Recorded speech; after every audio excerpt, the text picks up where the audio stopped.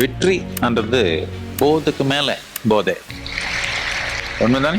மனிதனுக்கு வெற்றி என்றது போதைக்கு மேல போதை தானே. வெற்றி என்றது அவனுக்கு காட்டணும். நாம் வெற்றிக்கு வாய்ப்பு உருவாக்கணும் பல விதமா. நாம என்ன பண்ணணும், ஊர்ல ஒரு விளையாட்டு டீமோ ஒரு ஜிம்னாசியமோ ஏதோ ஒண்ணு உருவாக்குன்னா பசங்க என்ன பண்ணுவாங்க, கொஞ்சம் இதெல்லாம் பண்ணாங்கன்னா இப்படி இருக்கணும்னு ஆசை வந்துச்சு.